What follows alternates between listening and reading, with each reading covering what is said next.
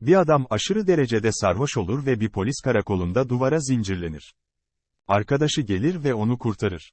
Arkadaşı bir telefon görüşmesi yaparken, adam gecenin bir yarısı şehrin boş bir sokağında kaybolur. Adam eski püskü bir otel odasına benzeyen bir yerde kendine gelir.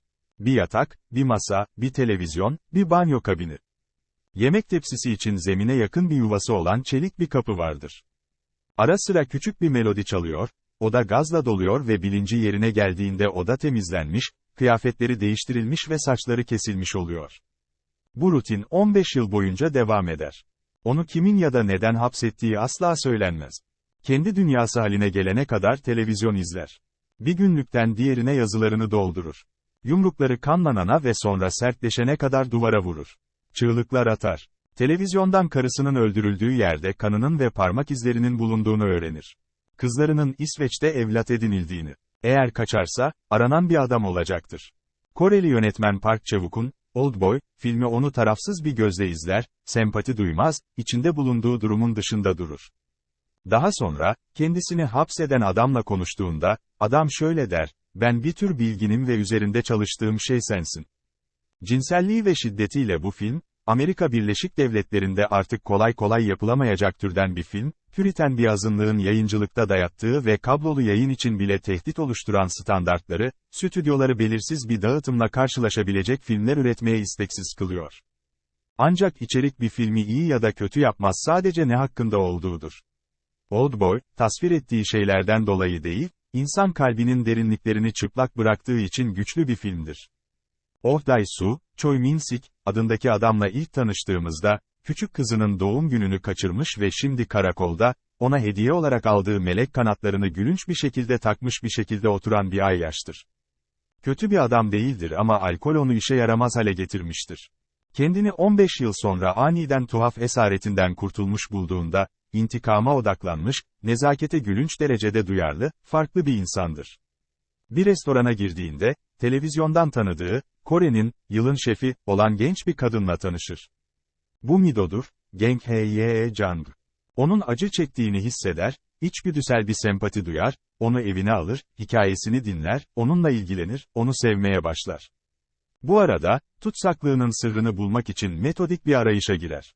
Tadı hafızasına kazınana kadar her gün patates kızartmasıyla beslenir ve yemeklerini tedarik eden restoranı bulana kadar şehrin restoranlarını dolaşır. Bu, onu esir alanların izini sürmenin anahtarıdır. Bu aynı zamanda filmin başlangıcı, gizem olmaktan çıkıp klasik anlamda bir trajediye dönüştüğü noktadır. Ohu bekleyen birkaç sırrı ifşa etmeyeceğim, ancak bunların adi olay örgüsü araçları olarak değil, zihinsel ve fiziksel ıstırap ve şiirsel adalet vidalarının birbiri ardına dönüşü olarak geldiğini söyleyeceğim. Oh'un eski gardiyanlarından birkaçıyla dövüştüğü, öfkesinin o kadar büyük olduğu ve sırtına saplanan bıçağın onu neredeyse hiç yavaşlatmadığı virtüöz bir sekanstan bahsedebilirim.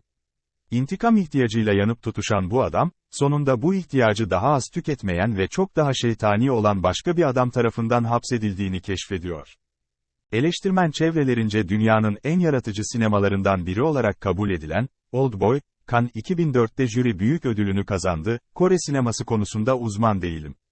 İzlediğim Kore filmlerinden sadece birinin, The YMCA Baseball Club, olağanüstü bir sadomazoşizm içermediğini söyleyebilirim.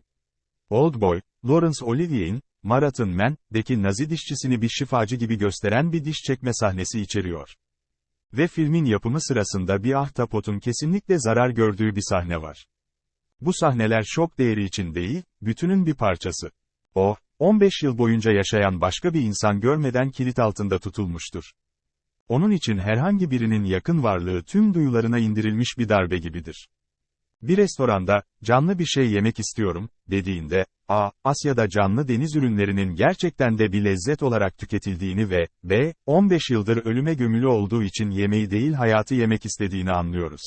Genç, güzel ve yetenekli Mido neden bu sefil adamı hayatına alsın ki? Belki de çok açık bir şekilde çaresiz olduğu için. Belki de onun hikayesine inandığı için ve hatta gerçek adını veya kimliğini geri alamamasının nedeni. Belki de 15 yıl içinde, bir zamanlar zayıf ve aşağılık olduğu zaman, güçlü ve iyi olduğunu hissettiği bir adama dönüştüğü için.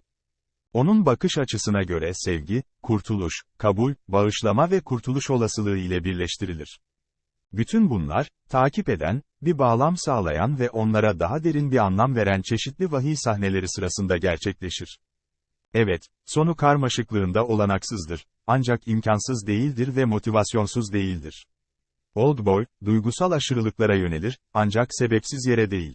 Sadece saptırma yaratma makineleri olarak var olan, gerilim filmlerine, o kadar alışkınız ki, eylemin ne kadar şiddetli olursa olsun bir açıklama yaptığı ve bir amacı olduğu bir film bulmak şok edici.